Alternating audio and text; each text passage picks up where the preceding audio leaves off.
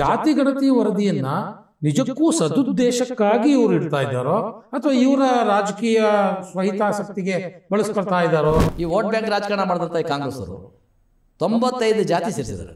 ಇವತ್ತು ಒಂದೇ ಜಾತಿ 16 MLAಗಳು ಅವರೊಬ್ಬರೇ ಆಗಿದ್ದಾರೆ. ಇವತ್ತು ಸಿದ್ದರಾಮಯ್ಯನವ್ರ ಕಥೆ ಏನಾಗಿದೆ, ಇವತ್ತು ಆತನ ಅವಧಿ ಮುಗಿತಾ ಇದೆ, ಒಬ್ಬ ವ್ಯಕ್ತಿಗೆ ಒಂದೇ ಉದ್ಯೋಗ ಇರಬೇಕು ಅಂತ ಹೇಳ್ತಾರೆ. ಹಾಗಿದ್ರೆ ಮಲ್ಲಿಕಾರ್ಜುನ ಖರ್ಗೆ AICC ಅಧ್ಯಕ್ಷರು ಆಗಿದ್ದಾರೆ, ವಿರೋಧ ಪಕ್ಷ ನಾಯಕರು ಆಗಿದ್ದಾರೆ, ಯಾಕೆ ಅವ್ರನ್ನ ಜಾತಿ ಗಣತಿನೂ ಅದೇ ಒಂದು ಡೈವರ್ಷನ್ ಟ್ಯಾಕ್ಟಿಕ್ಸ್ ಅಂತ ನೀವು ಹೇಳೋದು? 100ಕ್ಕೆ 100 ಜಾತಿ ಗಣತಿದು ಅವ್ರು ಮಾಡಲ್ಲ. ಅವ್ರಿಗಿರೋದೇನೋ DK ಶಿವಕುಮಾರ್ ಮುಂದಿನ ದಿನಗಳಲ್ಲಿ ಮುಖ್ಯಮಂತ್ರಿ ಸ್ಥಾನದಿಂದ ದೂರ ಇಡಬೇಕಾದ್ರೆ ಅಲ್ಲೋಲ ಕಲ್ಲೋಲ ಮಾಡಬೇಕು. ಆದರೆ ಈಗ ಮೀಸಲಾತಿಯ ಒಂದು ಹಂತವನ್ನು ದಾಟಿ ಈಗ ಜಾತಿ ಗಣತಿಯನ್ನು ಇಟ್ಕೊಂಡು ಅದಕ್ಕೆ ರಾಜಕೀಯ ಮಾಡುವಂಥ ಒಂದು ಪ್ರಯತ್ನಗಳು ನಡೀತಾವೆ. ನೆನ್ನೆ ಕೂಡ ಸಿದ್ದರಾಮಯ್ಯನವರು ಕ್ಯಾಬಿನೆಟಲ್ಲಿ ಇಡ್ತೀನಿ, ಜಾತಿ ಗಣತಿ ವರದಿಯನ್ನು ನಾವು ಮಂಡಿಸ್ತೀವಿ ಅಂತ. ಸೊ ಜಾತಿ ಗಣತಿ ವರದಿಯನ್ನು ನಿಜಕ್ಕೂ ಸದುದ್ದೇಶಕ್ಕಾಗಿ ಇವರು ಇಡ್ತಾ ಇದ್ದಾರೋ ಅಥವಾ ಇವರ ರಾಜಕೀಯ ಸ್ವಹಿತಾಸಕ್ತಿಗೆ ಬಳಸ್ಕೊಳ್ತಾ ಇದ್ದಾರೋ ಅನ್ನುವಂಥ ಆರೋಪಗಳು ಅವ್ರ ಪಕ್ಷದಲ್ಲೇ ಕೇಳಿ ಬರ್ತಾ ಇದೆ. ಅಲ್ಲ, ಇವತ್ತು ವಾಸ್ತವವಾಗಿ ಏನು ಇದು ಜಾತಿ ಗಣತಿ ಆಗಬೇಕಾಗಿರೋದು ಸತ್ಯ ಇದೆ. ಈಗ ಕೆಲವು ಸಂದರ್ಭಗಳಲ್ಲಿ ಉದಾಹರಣೆಗೆ ST ಸಮಾಜ ಇದೆ. ST ಸಮಾಜದಲ್ಲಿ 23 ಜಾತಿ ಇತ್ತು ಅಂಬೇಡ್ಕರ್ ಮೀಸಲಾತಿ ಕೊಟ್ಟಾಗ. SCಗಳಲ್ಲಿ 6 ಜಾತಿ ಇತ್ತು. ಮೊದಲು ಗೆಜೆಟ್ ನೋಟಿಫಿಕೇಶನ್ ಅಲ್ಲಿ ಇದ್ದಂಥದ್ದೇ 6 ಜಾತಿ. ಎಷ್ಟೋ ಜನಕ್ಕೆ ಇದು ಗೊತ್ತಿಲ್ಲ, ಭಾಳ ಜನಕ್ಕೆ. ಭಾಳ ಜನ ತಪ್ಪಾಗಿ ಮಾತಾಡ್ತಾರೆ. ಏನೇನು ಸತ್ಯ ತಿಳ್ಕೋಬೇಕು. Gazette notification copy, order copy ಕೊಡ್ತೀನಿ ನಾನು. ಅಂಬೇಡ್ಕರ್ ಮೀಸಲಾತಿ ಕೊಟ್ಟಾಗ ಪರಿಶಿಷ್ಟ ಜಾತಿಗಳಿಗೆ 6 ಜಾತಿ, ಪರಿಶಿಷ್ಟ ಪಂಗಡಕ್ಕೆ 23 ಜಾತಿ ಕೊಟ್ಟರು. ಯಾಕಂದರೆ ತುಂಬ ಚಿಕ್ಕ ಜಾತಿಗಳಿಂದ ಸಂಖ್ಯೆ ಕಮ್ಮಿ ಇದ್ದಿಂದ 3% ಅವ್ರು ಕೊಟ್ಟರು. ಈ 6 ಜಾತಿ ಜನಸಂಖ್ಯೆ ಜಾಸ್ತಿ ಇದ್ದಿಂದ 15% ಮೀಸಲಾತಿ ಕೊಟ್ಟರು. ಈ ವೋಟ್ ಬ್ಯಾಂಕ್ ರಾಜಕಾರಣ ಮಾಡಿದಂಥ ಈ ಕಾಂಗ್ರೆಸ್ ಅವರು 95 ಜಾತಿ ಸೇರಿಸಿದ್ದಾರೆ.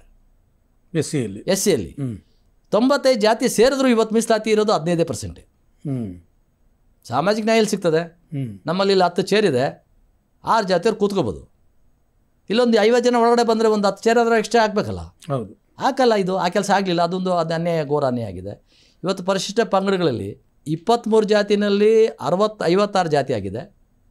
ಇವತ್ತು ಒಂದೇ ಜಾತಿ 16 MLAಗಳು ಅವರೊಬ್ಬರೇ ಆಗಿದ್ದಾರೆ, ಒಂದೇ ಜಾತಿ ಆಗಿದೆ. ಇನ್ನು 54-55 ಜಾತಿಯಲ್ಲಿ ಹೋಗ್ಬೇಕು, ಅವ್ರಿಗೆ ವರ್ಗೀಕರಣ ಆಗಲೇಬೇಕು, ಸಾಮಾಜಿಕ ನ್ಯಾಯ ಸಿಗಲೇಬೇಕು ಅವ್ರಿಗೆ. ಎಲ್ಲೋ ಒಂದು ಮೈಕ್ರೋ ಜಾತಿಗಳಿರ್ತಾವೆ, ಎಲ್ಲೋ ಸಣ್ಣ ಪುಟ್ಟ ಜಾತಿಗಳು ಆ ಸಮಾಜದಲ್ಲಿ, ಆ ಸಮಾಜದ ಜಾತಿಗಳು ಇರಬೇಕಾಗ್ತದೆ. ಇವತ್ತು ಒಲಿಯರು, ಮಾದಿಗರು, ಕೊರ್ಮ, ಕೊರ್ಚ, ಇವತ್ತು ಲಂಬಾಣಿ, ಬೋವಿ ಅಂತ 6 ಜಾತಿನೇ ಮೂಲ ಜಾತಿಗಳು. 6 ಜಾತಿ ಇದ್ದಿದ್ದು. ಇವತ್ತು 6 ಜಾತಿಗಳು, ಇವತ್ತು 95 + 6 101 ಜಾತಿ SC. 23 ಇದ್ದಿದ್ದು 56. 56ರಲ್ಲಿ ಒಂದೇ ಜಾತಿ ಸಮಾಜದವರೇ 16 MLAಗಳು ಗೆದ್ದರೆ, ಇನ್ನು 55 ಜಾತಿಗಳಲ್ಲಿರ್ತಕ್ಕಂಥ ಪರಿಶಿಷ್ಟ ಜಾತಿ ಪಂಗಡದ ವ್ಯಕ್ತಿಗಳು ಎಲ್ಲಿ ಹೋಗಬೇಕು? ಅವ್ರಿಗೆ ನ್ಯಾಯ ಸಿಗಬೇಕು. ಅದಕ್ಕೆ ಮೀಸಲಾತಿ ವರ್ಗೀಕರಣ ಆಗಬೇಕು. ಸುಪ್ರೀಂ ಕೋರ್ಟ್ ಒಂದು ಡೈರೆಕ್ಷನ್ ಕೊಡ್ತು.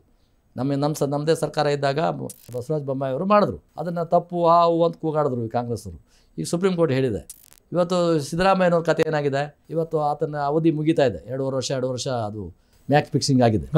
DK ಶಿವಕುಮಾರ್ 2 ವರ್ಷ ಮುಖ್ಯಮಂತ್ರಿ, ಇವನು 2 ವರ್ಷ ಅಂತ ಪ್ರಾರಂಭದಲ್ಲಿ ಇಬ್ಬರದು ಜಗಳ ಆಗಿ ಕಾಂಪ್ರಮೈಸ್ ಮಾಡಿ ಹೋಗ್ಲಿ ಸೀನಿಯರಪ್ಪ, ವಯಸ್ಸಾಯ್ತಂತೆ ಬಿಟ್ಬಿಡು. ಚಾಮುಂಡಿಯಲ್ಲಿ ಆತ ಗೆದ್ದ ಮೇಲೆ, ಸೋತ ಮೇಲೆ ಭಾಳ ವಿಚಲಿತನಾಗಿದ್ದ, ಲಾಸ್ಟ್ ಚುನಾವಣೆ ಅಂತ ಹೇಳ್ದ.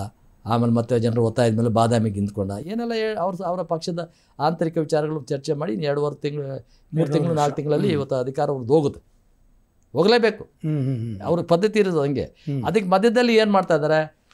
SC ಮುಖ್ಯಮಂತ್ರಿ ಮಾಡಬೇಕು, SC ಅಧ್ಯಕ್ಷನ ಮಾಡಬೇಕು, ಅಧ್ಯಕ್ಷನ ಬದಲಾವಣೆ ಮಾಡಬೇಕು, ಒಬ್ಬ ವ್ಯಕ್ತಿಗೆ ಒಂದೇ ಉದ್ಯೋಗ ಇರಬೇಕು ಅಂತ ಹೇಳ್ತಾರೆ. ಹಾಗಿದ್ರೆ ಮಲ್ಲಿಕಾರ್ಜುನ ಖರ್ಗೆ AICC ಅಧ್ಯಕ್ಷರು ಆಗಿದ್ದಾರೆ, ವಿರೋಧ ಪಕ್ಷ ನಾಯಕರು ಆಗಿದ್ದಾರೆ, ಯಾಕೆ ಅವ್ರನ್ನ? ನಿಮ್ಮ ಪಕ್ಷದೇ. ಇವಾಗ ಪಾಪ DK ಶಿವಕುಮಾರ್ ಬಗ್ಗೆ ನಾನು ಅನುಕಂಪದಿಂದ ಮಾತಾಡ್ತಾ ಇದ್ದೀನಿ. ಈ ಒಂದು ಪಕ್ಷದಲ್ಲಿ ನೀವು ಅಧ್ಯಕ್ಷನು ಮತ್ತು ಮಂತ್ರಿ 2 ಇದೆಯಾ ಕಿತ್ತಾಕ್ಬೇಕು ಅಂತ ಈ ಸಿದ್ದರಾಮಯ್ಯನವರು ಅವ್ರದೇ ಒಂದು ಪಟಾಲಂ ಟೀಮ್ನ ಬಿಟ್ಟಿದ್ದಾರೆ. ಒಂದು ಕಡೆ ಸತೀಶ್ ಜಾರಕಿಹೊಳಿನ ಬಿಟ್ಟಿದ್ದಾರೆ, ಒಂದು ಕಡೆ ಪರಮೇಶ್ವರನ್ ಬಿಟ್ಟಿದ್ದಾರೆ, ಒಂದು ಕಡೆ ಮಹದೇವಪ್ಪನ ಬಿಟ್ಟಿದ್ದಾರೆ. ಆ ರಾಜಣ್ಣನಂತೂ ನಿರಂತರವಾಗಿ ಅದಕ್ಕಾಗಿ ಒಂದು ಮಂತ್ರಿ ಸ್ಥಾನ ಕೊಟ್ಬಿಡೋರು. ನೀನು ಅವನೇನಾದ್ರು ಮಾಡಿ ಅವನನ್ನು ಇಗ್ನೋರ್ ಮಾಡು, ಅವನಿಗೆ ಮಾನಸಿಕವಾಗಿ ಕುಗ್ಗಿಸು ಅಂತ. ಆ ಕುಗ್ಸೋ ಕೆಲಸ ಅವರು ರಾಜಣ್ಣವ್ರು ಮಾಡ್ತಾ ಇದ್ದಾರೆ. ಯಾವಾಗೋ ಏನೇನೋ ಕೊಡ್ತಾರೆ. ಹನಿ ಟ್ರಾಪ್ ಅಂತಾರೆ. 48 ಜನ ಹನಿ ಟ್ರಾಪಲ್ಲಿ ಆಗಿದ್ದಾರೆ. ನಮ್ಮ MLAಗಳು, ಮಂತ್ರಿಗಳು, ಮತ್ತೆ ನಮ್ಮ ನ್ಯಾಯಾಂಗ ವ್ಯವಸ್ಥೆನಲ್ಲೂ ಆಗಿದ್ದಾರೆ, IAS ಆಗಿದ್ದಾರೆ. ಇವೆಲ್ಲ ನೀವು ಓಪನ್ ಆಗಿ ಎಲ್ಲಿ ಹೇಳಿರೋದು? ಎಲ್ಲೋ ಬಜಾರಲ್ಲಿ ಕೂತ್ಕೊಂಡು ಮಾತಾಡಿಲ್ಲ, ವಿಧಾನಸಭೆಯಲ್ಲಿ ಕೂತ್ಕೊಂಡು ಪವಿತ್ರವಾದ ಸ್ಥಳದಲ್ಲಿ ಕೂತ್ಕೊಂಡು ಈ ಮಾತೆಲ್ಲ ಆಡ್ತೀರಿ ನೀವು. ಇದ್ರ ಉದ್ದೇಶ ಏನೋ? ಇದ್ರ ಮಹಾನಾಯಕ ಒಬ್ಬನಿದ್ದಾನೆ ಸದಾಶಿವನಗರದಲ್ಲಿ, ಅದು ಹೇಳ್ತಾರೆ. ಸದಾಶಿವನಗರದಲ್ಲಿ ಇರ್ತಕ್ಕಂಥ ಮಹಾನಾಯಕ ಯಾರು? ಇವರೇ. ಸಾಕ್ಷಿ ಇದೆ ಅಂತಾರೆ, ಬಟ್ ಕಮಿಟಿ ಇದಕ್ಕೆ ಏನು ಸಾಕ್ಷಿನೂ ಕೊಡಲ್ಲ, ಏನು ಕೊಡಲ್ಲ ವಿಚಾರಣೆಗೆ. ಅವ್ರಿಗೆ ಅದೆಲ್ಲ ಮುಖ್ಯ. DK ಶಿವಕುಮಾರ್ನಿಗೆ ಒಂದು ಗುಮ್ಮನ್ ಬಿಟ್ಟು ನಿನ್ನ ಒಳಗಡೆ ಹಾಕ್ಸ್ಬಿಡ್ತೀನಿ ಅಂತ ಸಿದ್ದರಾಮಯ್ಯ ಹೇಳ್ಬೇಕು. ಸಿದ್ದರಾಮಯ್ಯ ಹಂಗೆ ಹೇಳೋದಕ್ಕೆ ಆತನಿಗೆ ಹೈಕಮಾಂಡ್ ಚೆನ್ನಾಗಿದೆ. ಅದು ಆಗ್ತಾ ಇಲ್ಲ. ಈ ಜನಕ್ಕೆ ಮಾನಸಿಕವಾಗಿ ಡೈವರ್ಟ್ ಮಾಡಬೇಕು. ಜಾತಿ ಗಣತಿನೂ ಅದೇ ಒಂದು ಡೈವರ್ಷನ್ ಟ್ಯಾಕ್ಟಿಕ್ಸ್ ಅಂತನೋ ನೀವು ಹೇಳೋದು? 100ಕ್ಕೆ 100 ಜಾತಿ ಗಣಿತಿದ್ದು ಅವ್ರು ಮಾಡಲ್ಲ. ಅವ್ರಿಗೆ ಈ ಜಾತಿಗಳು ಅಲ್ಲಿ ಯಾರು ನಿಜವಾದ ಸಮಸ್ಯೆ ನ್ಯಾಯ ಸಿಕ್ಕಿಲ್ಲ, ಸಾಮಾಜಿಕ ನ್ಯಾಯ ಸಿಕ್ಕಿಲ್ಲ, ಅವ್ರಿಗೆ ನ್ಯಾಯ ಕೊಡಬೇಕು ಅನ್ನೋ ಒಂದು ಚಿಂತೆ ಅವ್ರಿಗಿಲ್ಲ. ಅವ್ರಿಗಿರೋದೇನು, ಡಿ ಕೆ ಶಿವಕುಮಾರ್ ಮುಂದಿನ ದಿನಗಳಲ್ಲಿ ಮುಖ್ಯಮಂತ್ರಿ ಸ್ಥಾನದಿಂದ ದೂರ ಇಡಬೇಕಾದ್ರೆ ಅಲ್ಲೋಲ ಕಲ್ಲೋಲ ಮಾಡಬೇಕು. ಅವರ ಪಕ್ಷದಲ್ಲಿ 10 ಸಮಸ್ಯೆಗಳು ಉತ್ಪತ್ತಿ ಮಾಡಬೇಕು, ಅಲ್ಲೋಲ ಕಲ್ಲೋಲ ಮಾಡಬೇಕು. ಆ ಅಲ್ಲೋಲ ಕಲ್ಲೋಲ ಆದಾಗ ಏನಾಗ್ತದೆ, ಆ ಸಮಾಜದಲ್ಲಿರ್ತಕ್ಕಂಥ ಒಂದು ಅಶಾಂತಿಯನ್ನಾದಾಗ ಪಕ್ಷ ಉಳಿಸ್ಕೋಬೇಕು.